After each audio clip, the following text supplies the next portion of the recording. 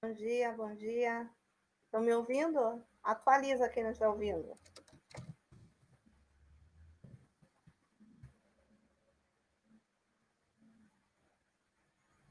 Me ouvem? Bom dia.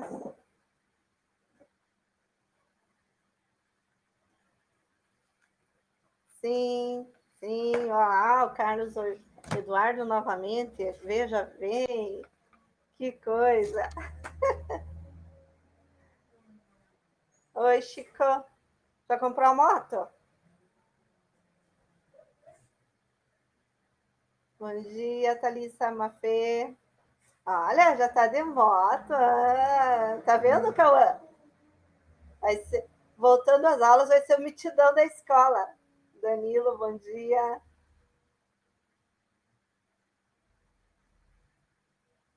O importante é começar, Chico. Depois a gente vai trocando com o tempo. Oi, Gustavo, tudo bem? Daiane. Oi, Emily. Davi.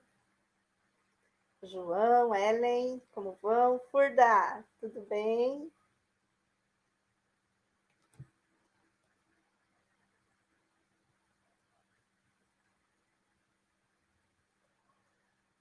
Só ver ali o pessoal cumprimentando, a gente já começa.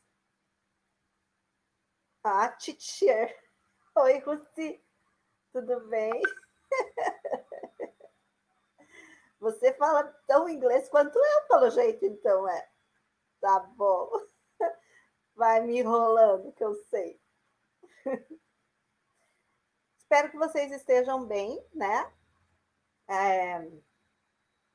Eu estava comentando com as turmas anteriores, das aulas anteriores, de que estou precisando encontrar, porque a minha energia anda meio baixa, né? E eu, como boa vampira, eu tive a energia de vocês para mim, né? Então, estou precisando um pouquinho. Apesar de que esse encontro aqui já faz com que a minha energia dê uma subidinha, a bateria vai lá em cima, né? E aí eu termino as aulas aqui bem elétrica, né? Daí, tanto que o pessoal aqui da casa meio que reclama, daí que eu fico na pilha aí, depois que eu termino as aulas. A gente, eu começando então, a partir de amanhã vai ter um trabalho na Mestre, a partir de amanhã, dia 7, às 8 horas da manhã, vai estar liberado um trabalho na Mestre, na aba de redações. Esse trabalho, ele consiste em alguns artigos, né, sobre o Brasil Imperial, então a ideia de como que esses autores desses artigos, eles veem o Brasil Imperial, quais foram as dificuldades, a questão política dentro e econômica dentro do Brasil Imperial, apesar de a gente só estar começando, né, falamos de Primeiro Império, hoje falar um pouquinho de período regencial, e a gente vai mais o mês de agosto inteiro falando de Império. Então, mas de qualquer forma, esses artigos eles falam de período imperial, eles começam, o trabalho começa amanhã, ele é liberado amanhã, mas ele vai estar disponível até o dia 30, não significa que você vai deixar para o último dia para fazer. O que é o trabalho, enfim? Eu deixei lá uns links de, não me lembro se são 2 ou 3 artigos para que vocês leiam, e aí há uma pergunta para vocês responderem sobre, né, esse assunto. E eu peço para que vocês façam uma breve explanação. Por quê? Inúmeras razões, né? Já falo das trilhas, só um pouquinho. Então, assim, eu peço uma breve explanação, porque vocês sabem que a mestre, vocês têm que tirar foto da atividade que vocês fizeram ou entregar. E aí, quando são muitas laudas, muitas folhas, ela meio que trava, não chega a tudo, enfim. E aí eu estou pedindo assim, que essa breve explanação seja no máximo em uma lauda, no máximo em uma folha, tá? Que vocês sejam sucintos na ideia de vocês, mas também que não sejam tão sucintos que venha um parágrafo, né? O trabalho vale, se eu não me engano, 6, o trabalho de vocês. E aí você tem que ver assim, um parágrafo não vai valer 6, O que não significa que 6 folhas também não vão valer 6, né? O que vale 6 é o contexto do trabalho. Deixei num tempo que eu não me lembro se é 4 ou 5 horas para vocês fazerem. Por quê? Porque vocês abrem, tem que clicar no link, ler o artigo, né? Marcar as partes principais. E eu não me lembro se no segundo ano eu coloquei 2 ou 3 artigos, mas enfim, né? São textos para leitura que vocês vão ter que fazer, certo? Eu entrei na. Segundo o Thiago, não vai ter problema de vocês saírem para o link para poder ler. Mas eu saí, daí quando eu voltei, travou. Entra em contato com o Thiago, ele resolve lá para vocês, porque antes de eu colocar os links, eu perguntei, falei, Thiago, se eu colocar um link e eles saírem para poder ler, o artigo não vai travar o trabalho deles? Ele disse que não, que nesse caso, não. Mas se acontecer qualquer coisa, né, vocês vão lá para coordenação e tudo mais, lá para resolver isso, certo? Por isso que eu deixei esse tempo, do dia 7 até o dia 30, e em setembro, mais ou menos lá pelo dia 5 de setembro, por aí, eu já lanço um outro trabalho com relação aos nossos próximos assuntos para vocês completarem a nota de trabalho. O Gustavo está perguntando sobre as trilhas, se é para entregar. No mês de agosto, eu deixei essas trilhas livres, né? Ninguém precisa me entregar as trilhas. Mas se eu perceber que o fato de não estarem me entregando as trilhas fez com que baixasse as notas, eu vou começar a exigir em setembro. E aí eu vou começar a exigir em setembro, fazendo como, inclusive, nota extra das trilhas, né? Então, por enquanto, a gente está vendo que autonomia vocês têm, porque o que acontecia? A gente colocava as atividades na plataforma, um fazia, o outro não fazia, fazia uma, não fazia as outras, enfim, e aí ficava aquela situação por causa de nota. Então, eu, não estou dizendo que foi a escola, estou dizendo que eu resolvi não cobrar as trilhas, visto que elas são um direcionamento para vocês compreenderem o assunto, né? Então, aí vamos ver como é que vai se desenrolar. Não deu certo de não cobrar, porque daí não fizeram, porque daí não, enfim, não estudaram, aí eu vou começar a cobrar novamente, né? Então vai depender, é tipo a mãe, assim, você pode ir lá naquela festinha, mas se você aprontar, você não vai mais. Eu estou fazendo mais ou menos isso. Estou dando uma autonomia. Se eu ver que a autonomia não funcionou, eu puxo a rédea de novo, né? E aí eu trato vocês como os bebezão. Pode ser assim? Então, não esquece. Eu já coloquei no clipe lá, né, o aviso do trabalho, então, que vai estar lá a partir de amanhã. Qualquer dúvida, entre em contato comigo. Eu tô meio que louca, surtando, mas eu tô aí, né? Por enquanto, não me botaram camisa de força. A hora que me botarem camisa de força, eu venho dar aula assim, para vocês. Ai, gente, só por Deus. A gente tá ainda na apostila 19, naquele período do período regencial.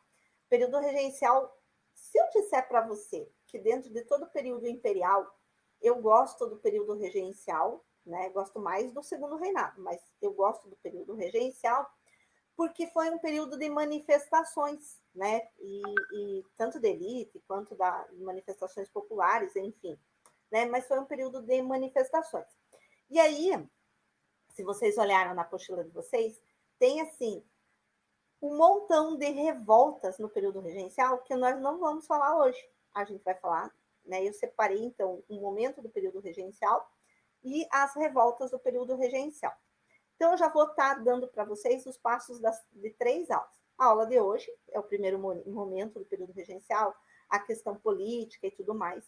A aula da semana que vem vai ser a revisão para o simulado, porque o simulado é na quinta-feira, então vocês podem assistir a aula comigo aqui, que vai ser a revisão, e fazerem depois, né, o simulado. E a próxima aula, então, que vai ser no dia 20, aí a gente volta para as revoltas regenciais. E a gente termina a apostila 19 no dia 20, certo? E aí depois a gente já vai começando outros assuntos, a gente vai um pouquinho para a Europa na 21, e depois a gente volta para o Segundo Império. A 21 nós vamos levar em torno de 2 aulas para resolver ela, por isso que eu resolvi, né, separar bem assim, Porque se a gente tivesse em sala de aula, gente, com certeza já estava, né, muito mais, porque daí eu sou mais acelerada. Como ele está online, eu estou indo assim, devagarinho. E aí a gente vai tentando resolver essas questões. Então, eu vou puxar ali o período regencial para a gente, inclusive para eu enxergar, porque senão eu não enxergo nada, né? Vocês sabem que a situação aqui é um DNA muito antigo, então fica complicado.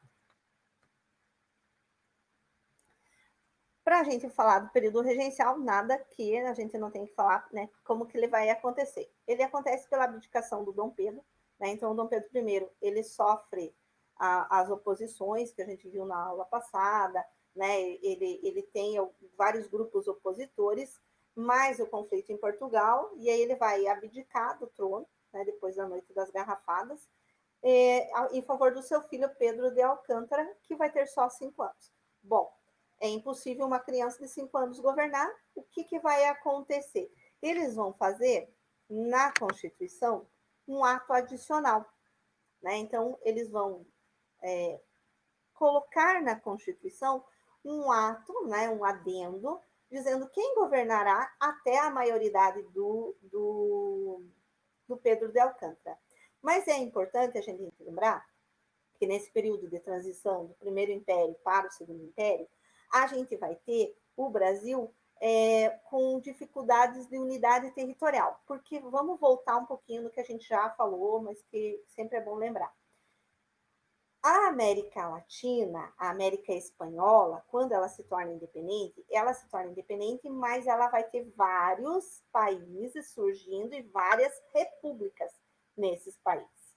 O Brasil, que é a América Portuguesa, ao se tornar independente, ele é um espaço bem grande, mas ele vai ter a administração de uma monarquia totalmente diferente, então, da América Espanhola. Claro que, né, a Constituição da América Espanhola, enquanto colônia, já foi diferente, porque a gente vai ter os vice-reinos, porque a gente vai ter, então, a divisão já dentro da América Espanhola.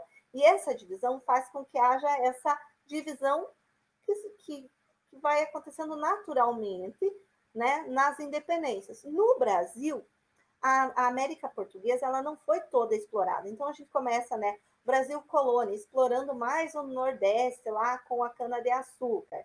Depois a gente vai ter a parte de mineração ali em Minas Gerais, no sul de Minas Gerais e tudo mais. Aí a gente vai descer mais tarde, né, aqui no Segundo Reinado, para o Sudeste, no café. Ou seja, a gente não consegue explorar toda a unidade territorial do nosso país. Isso faz com que agora, já que nós não temos mais o imperador, quem vai administrar o Brasil, né? E essas revoltas elas vão acontecer por não aceitação desse ato adicional que vai ser colocado na Constituição de como que o Brasil vai ser regido até a maioridade do Dom Pedro. E aí, né, esse ato adicional ele vai trazer que o Brasil vai ser regido primeiro por uma regência trina, né? 3 pessoas vão estar governando o país até a maioridade do Pedro de Alcântara. Depois ele vai se transformar em uma regência una, tá, gente? Escrevi errado lá, tá? É regência una, né? Então, uma regência só. Mas é bacana a gente lembrar que esses conflitos eles acontecem exatamente por causa desses 3 grupos políticos, né? Os 3 grupos políticos são quem? Os restauradores, que querem restaurar o trono, fazer com que o Dom Pedro I ele volte de Portugal e restaure o trono, né, e deixe de existir as regências. Os liberais moderados, que, beleza, né, vamos continuar assim, mas a gente quer mais autonomia nos estados, nas províncias, a gente quer que os ministros que fazem parte da corte, que eles tenham mais autonomia, são os liberais moderados. A gente quer uma liberdade, mas a gente aceita a monarquia, aceita a regência. E a gente vem para os liberais exaltados. Não, a gente quer uma liberdade total, autonomia nas províncias. Aqui, nem todo o grupo de liberais exaltados, mas alguns já falam em república, né? Porque a gente tem que lembrar que lá em 1817, lá com o Dom João, já tinha feito a Revolução Pernambucana e já se falava em república, que lá em 1789, com a Inconfidência Mineira, já se falava em república, que em 1798, com a Conjuração Baiana, já se falava em república, exatamente por causa dessa falta de unidade territorial que existia no nosso país, que existia na colônia portuguesa, né? A colônia ela era muito extensa e aí tanto a metrópole, depois os imperadores, eles não conseguiam fazer com que existisse uma ideia única. E aí vão surgindo, então, esses grupos, cada um com as suas ideias. Isso é o que faz com que o período regencial seja cheio de revoltas. Cada grupo querer alguma coisa. Se o Dom Pedro I já tinha enfrentado uma situação assim, lá quando ele queria fazer a Assembleia Constituinte, a Constituição de 1824, imagina agora que não tem imperador, né? Que você tem um regente. E aí, nessa ideia, né, a gente vai ter a principal situação depois da independência, né? Porque essas revoltas internas elas vão acontecer. Um grupo que é a autonomia das províncias, são os liberais moderados e exaltados, e outro grupo que é o centralismo do poder, que são os restauradores. Esses dois conflitos é que vão estar pendendo o tempo inteiro durante o período regencial. Nossa, aí. E aí está aí falando do ato adicional que eu tinha comentado com vocês. Então, a gente tem a Constituição de 1824, onde o voto é censitário, onde eu tenho os 4 poderes, legislativo, executivo, judiciário e o poder moderador, que é o poder do imperador, e que a partir de 1834, por causa, né, ele vai embora em 1831, né, e aí em 34 eles vão fazer esse ato adicional, dizendo assim, bom, nós não temos mais o imperador, então a gente vai abolir esse poder, né? Se veja que para falar isso, né, ou para conseguirem essa supressão do poder moderador, foram os liberais, tanto moderados quanto exaltados, que conseguiram isso, né? Porque se fosse o poder centralizador ali, o restaurador, eles não iam querer abolir o poder moderador, porque a ideia era trazer o imperador de volta. Então, esse ato adicional ele é muito liberal. Se você olhar as outras coisas que eles conseguiram, ele é muito liberal. Supressão do Conselho de Estado. O que era esse Conselho de Estado? Os homens maiores de 40 anos que tinham fortuna, que estavam ao lado do imperador Dom Pedro I para fazer as leis e para reger o Império Brasileiro. Quando o imperador Dom Pedro I vai embora e a gente tem o regente, e aqui a gente vai ter o regente Feijó, sendo o regente do Brasil, e o regente Feijó ele era um liberal moderado. E aí, então, por isso que o ato adicional ele tem essas características liberais. E ele vai suprimir, então, esse Conselho de Estado, vão ser criadas essas assembleias provinciais, então, cada assembleia provincial vai dar poder aos políticos locais, que era o que os liberais moderados queriam, que era a autonomia das províncias. Então, percebam que o período regencial, nesse primeiro contexto, ele é governado por um liberal. E ele vai, ao mesmo tempo, criar a Guarda Nacional para proteger o imperador dos liberais exaltados. Porque, se você lembrar, tanto os liberais exaltados quanto os restauradores não queriam esse novo imperador, né? Os restauradores queriam a volta do Dom Pedro I e os liberais exaltados falavam em república. Então, quem era liberal moderado, né, que é o caso do regente Feijó, ele precisa defender o Dom Pedro, que vai ser depois o Dom Pedro II, né? Então, por isso ele cria a Guarda Nacional. E essa Guarda Nacional são homens da confiança do regente que vão montar as suas milícias, que vão montar o seu exército e receber o título de coronel. O que vai lá depois, lá na Primeira República, depois do Segundo Império, trazer o coronelismo. O resquício, é a herança dessa ideia de que eu sou favorável, ou sou favorito de quem está governando e eu tenho poder. Né? Então, por isso que é interessante a gente estar lembrando dessas coisas assim. Todos aqueles que eram os comandantes da Guarda Nacional, eles recebiam o título de coronel. Eles não eram militares, mas eles formavam a milícia. Entre as revoltas, a gente vai ter essas ali, Cabanagem, Males, Sabinada, Balaiada e a Guerra dos Farrapos. Vou dizer para nós que aqui no Sul, a mais falada nos processos é a dos Farrapos, por causa da ideia do Sul é meu país, mas como eu disse, a gente vai ter um momento especial só para as revoltas, então não vou entrar em detalhes aqui. E aí, gente, é interessante aqui, ó. Então a gente vai ter o Regente Feijó, inclusive o nosso colégio, o Regente Feijó é em homenagem a esse Regente Feijó, um liberal moderado, que vai estar governando, então, o país até a maioridade do Dom Pedro, só que ele não vai conseguir conter as revoltas, né? Por quê? Porque cada revolta ela vai estar pelos seus motivos, mas normalmente vai estar contestando a falta de um poder centralizado, porque eles não aceitam serem governados por regentes e acham que os regentes deveriam entregar o poder ou à república ou ao um imperador. Então, essa era o principal contexto que o regente Feijó ele tinha ali. Quando ele abdica, né, então, porque todo mundo acha que foi ele que articulou, ou melhor, ele que sofreu o golpe da maioridade. Não. Quando ele abdica, ele começa, daí vai subir né, como regente o Araújo Lima, e o Araújo Lima ele era extremamente conservador. Ele era, inclusive, do grupo dos restauradores e tudo mais, sabe? E aí ele vai, então, começar a ter atitudes conservadoras. Por exemplo, que está ali, ó, revoga o ato adicional. Se ele revoga o ato adicional, ele tira o poder das províncias e ele volta com aquele conselho lá dos homens de maiores de 40 anos e ricos, entendeu? Para ajudar a governar o país. E aí, isso vai fazer com que ele, a Guarda também Nacional, que antes era de homens, vai ser com homens de renda, né, indicado pelos governantes, eles vão estar fazendo a ordem e a segurança dos grupos dominantes, eles vão ter poder de polícia a partir de agora, né, através do regente Araújo Lima. Então, nesse ato conservador dele, o regente Feijó, que já tinha abdicado, ele vai começar a articular um golpe, chamado golpe emancipacionista, que vai acontecer em 1840 e tudo mais. Por quê?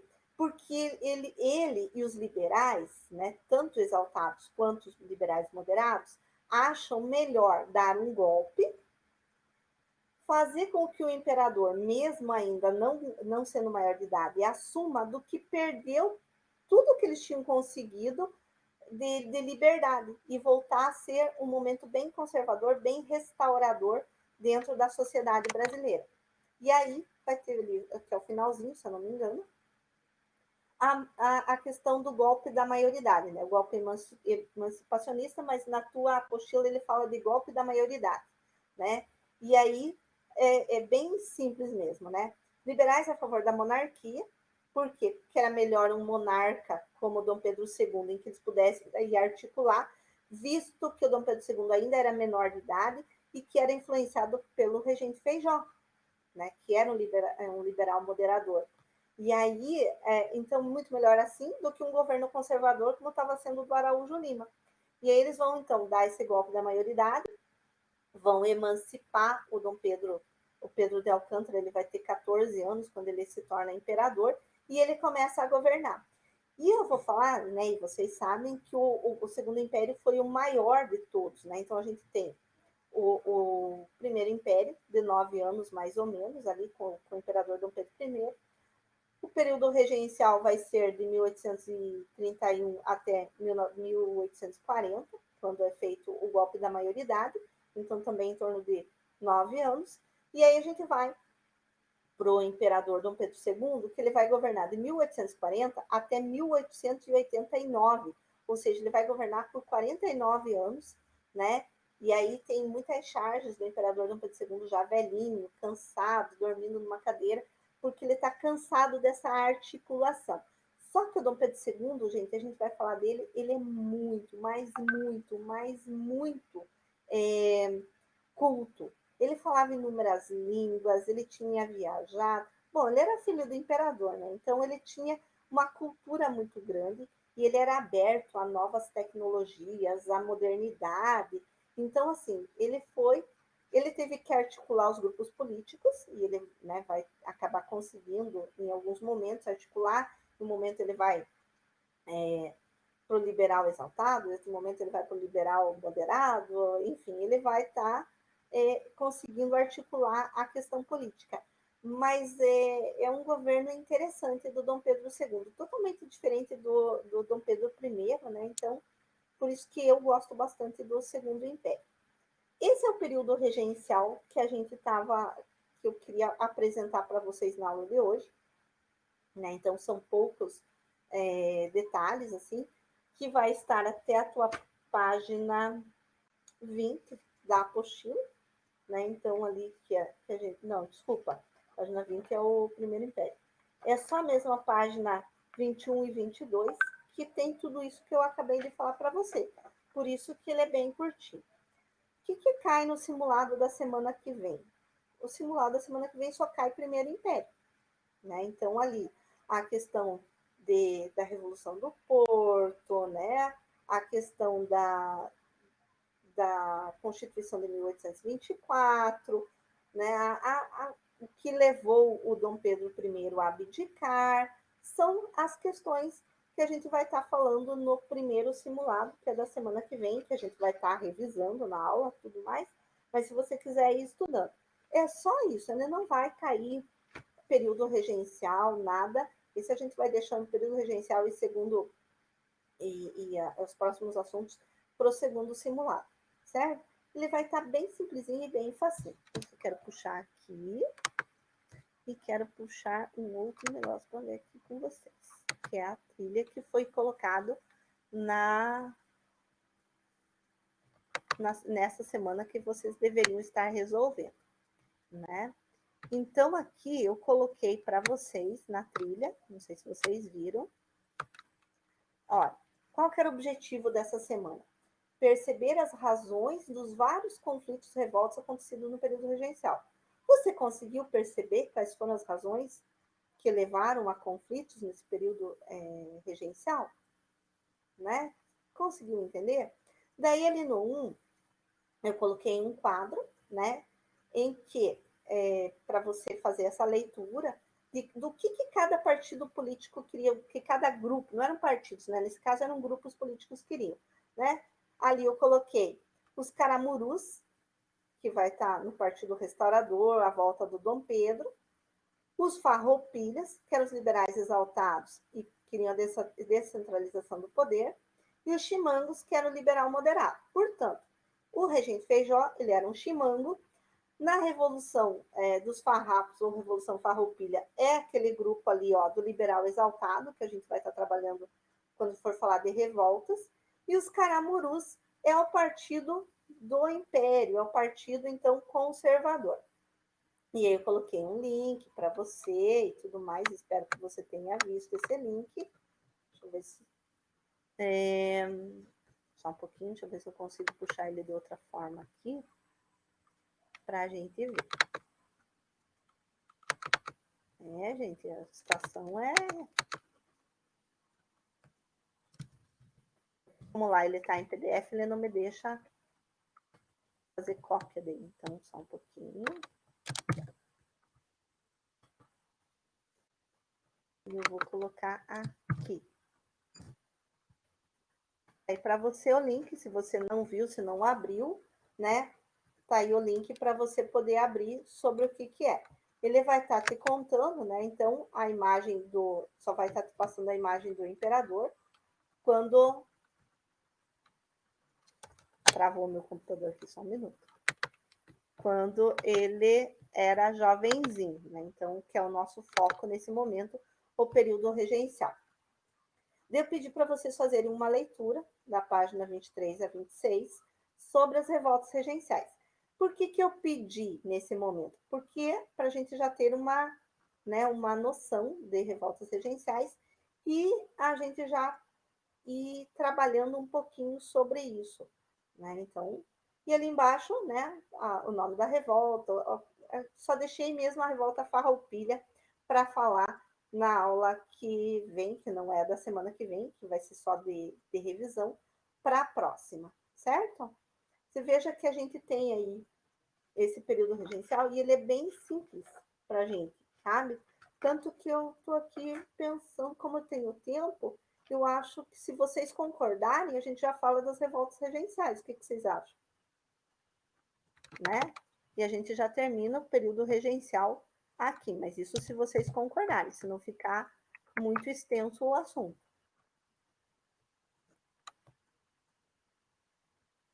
Deixa eu ver o que vocês estão falando aqui.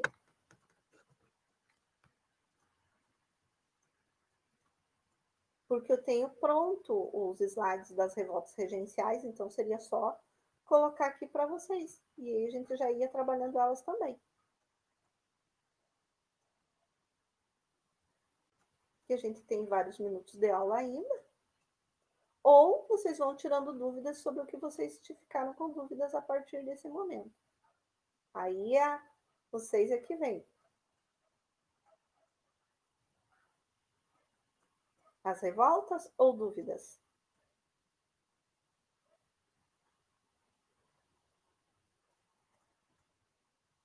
Então aí. Então eu vou carregar.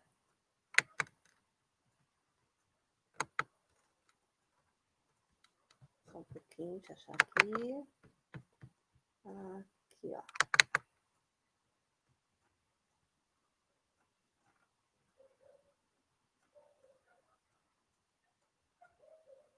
Para ele carregar, daí a gente já começa a falar um pouquinho das revoltas. E se ficar alguma coisinha, a gente dá continuidade nas próximas aulas, né? Caso não dê tempo de falar. Mas elas são bem sossegadinhas aqui, bem de boa. Vamos começar.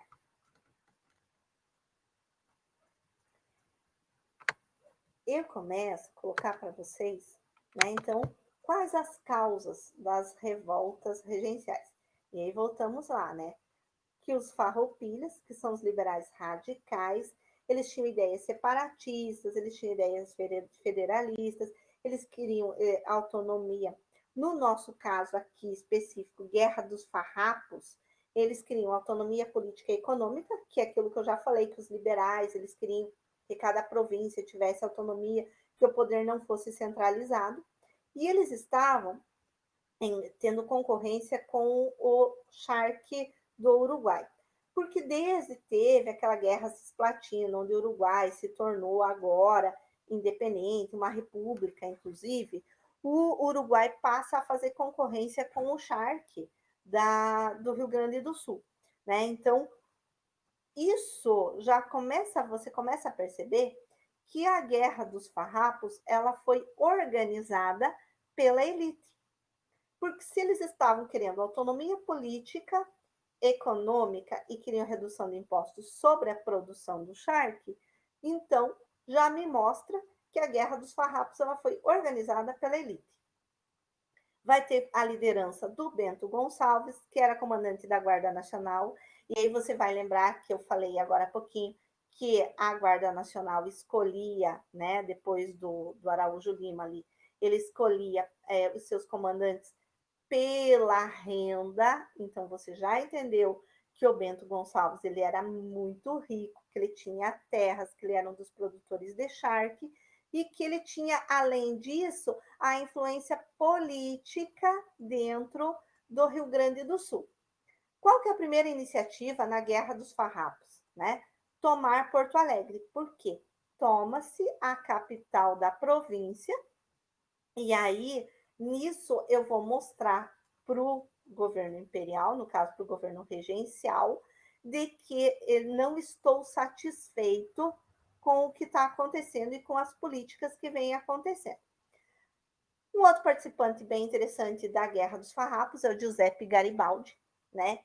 Ponta Grossa homenageia a mulher do Garibaldi, a Anita Garibaldi, né, com uma rua, que é aquela rua ali na Nova Rússia, que passa na frente do Colégio Presidente Kennedy, né? Quem foi a Anita Garibaldi? Essa menina, Anita Garibaldi, ela era catarinense, foi uma jovem casada com um homem extremamente violento, e ela abandona esse casamento violento e ela se une ao Giuseppe Garibaldi e aos farrapos para lutar na Revolução Farroupilha, né? Então, assim, ela comandava as tropas dos farroupilhas, ela era uma mulher à frente do seu tempo, né? Visto que a gente está falando aí de um período do século XIX, né? Então, a Guerra dos Farrapos ela acontece em torno de 35 a 45.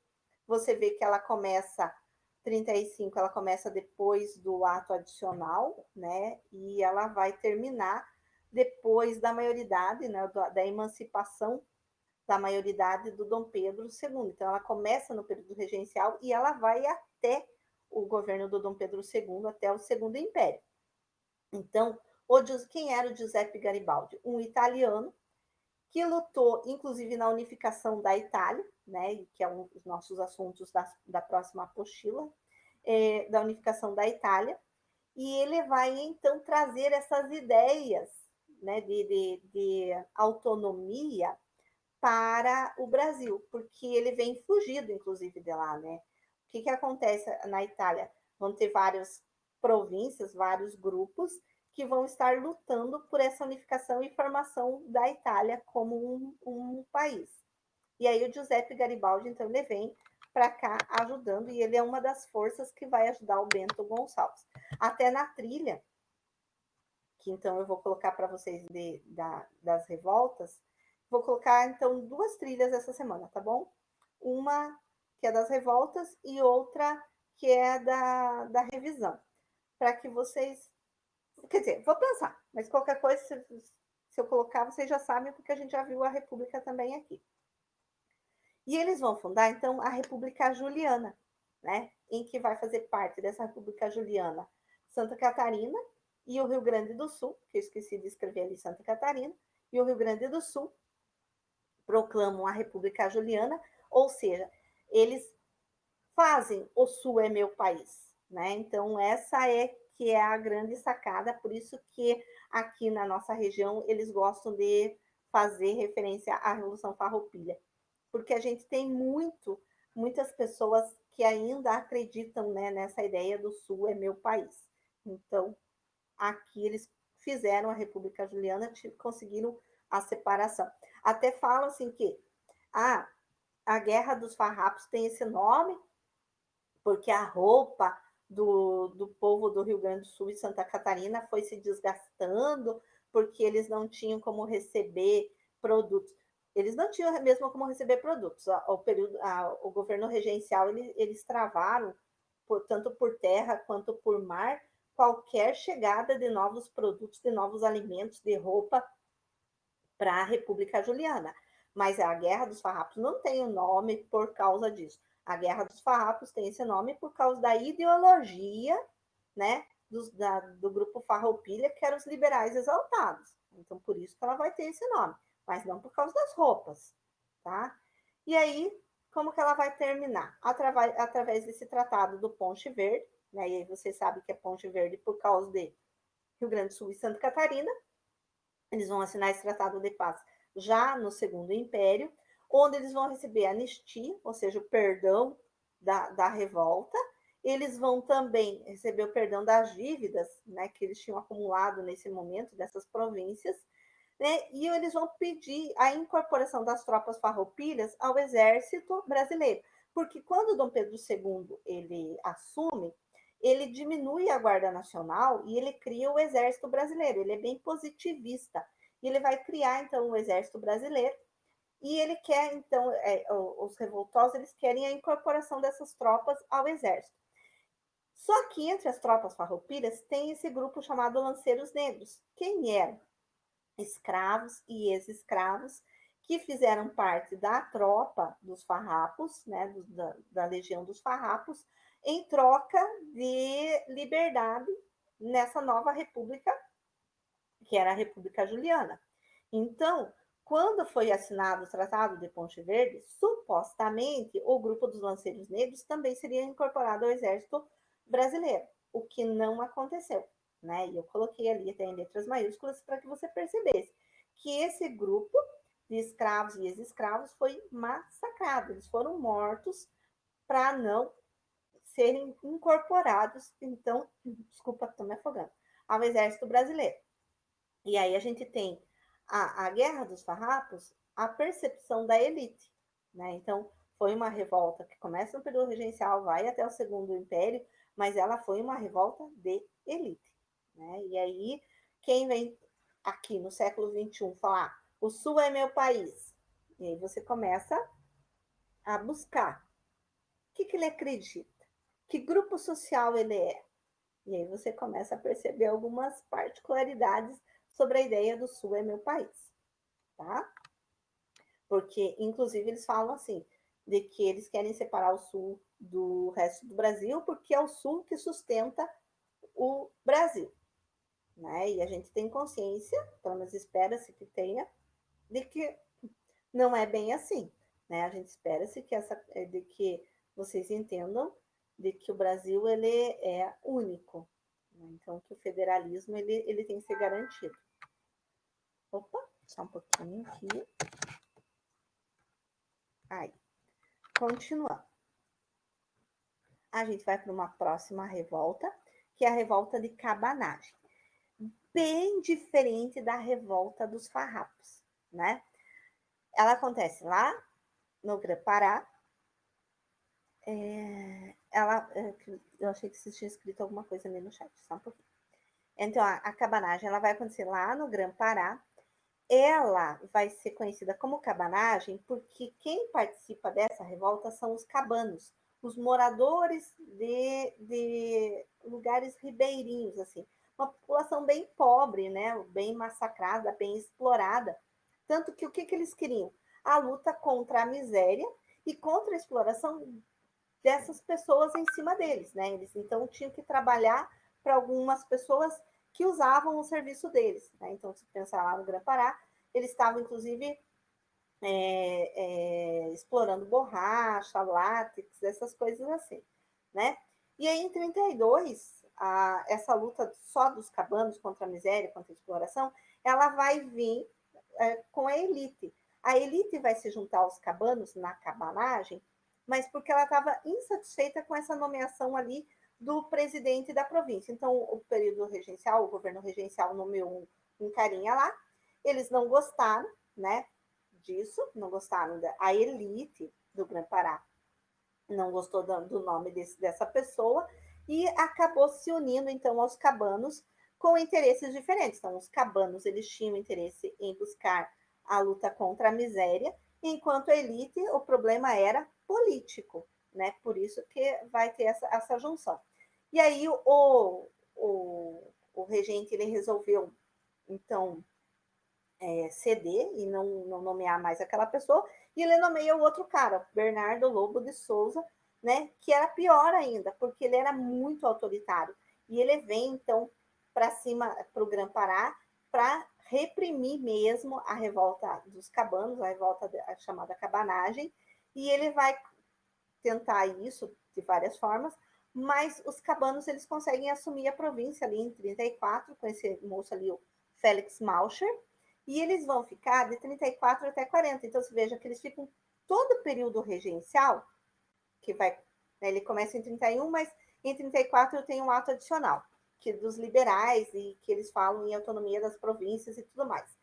Então, de 34 até 40, quando é dado o golpe da maioridade, lá no Grã-Pará, quem consegue dominar são os grupos que são contra o grupo regencial, né? E aí, o último vai ser o Jorge de Magalhães e tudo mais, vai ser rendido, vai ser morto, essas coisas assim. O que é importante a gente trazer aqui da cabanagem? Que nessa revolta, diferente da dos farrapos, quem participou foi a população pobre e excluída, né? Então, esses é que participaram diferente da... Ah, mas lá na Guerra dos Farrapos não teve, então, os escravos? Teve, gente.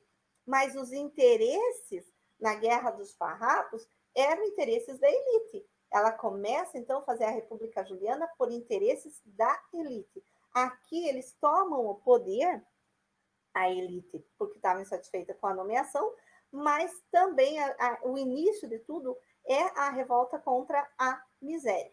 Beleza? Vendo ali. A dos malês. Ela acontece na Bahia, né? Quem são os malês? Os escravos, quando eles vieram lá, grande parte deles, os bantus, os iorubás, eles vieram da região conhecida como região de Mali, na África. E eles chegaram aqui, então, os malês, né? E eles eram, e a gente sabe que na África a religião islâmica ela tem grande força, e esses malês, então, dessa região de Mali, da África, eles vieram para o Brasil ainda praticantes do islamismo, né? Então, eles eram os negros muçulmanos. E aqui no Brasil, conhecidos como Alçá, né? O Halsá, não sei como é que diz isso. E aí, o que eles estavam reivindicando lá nessa revolta dos malês? Né? De que eles queriam poder praticar o islamismo, eles queriam eram contra a imposição da Igreja Católica de só se praticar o catolicismo.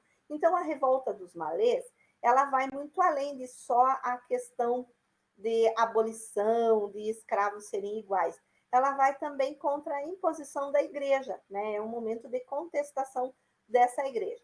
Como que a gente identificava os malês, né? Então, ali, eles sabiam falar árabe e eles sabiam ler e escrever em árabe também, por causa do Alcorão, né? Então, a gente sabe que eles tinham que ter esse conhecimento.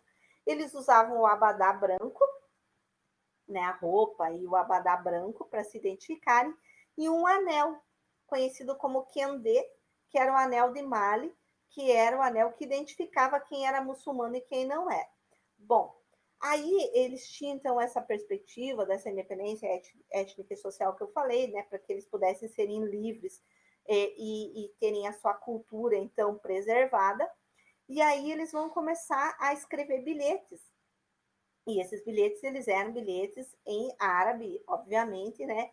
E eles começam a escrever bilhetes aí um para o outro, né? Para fazer esse levante.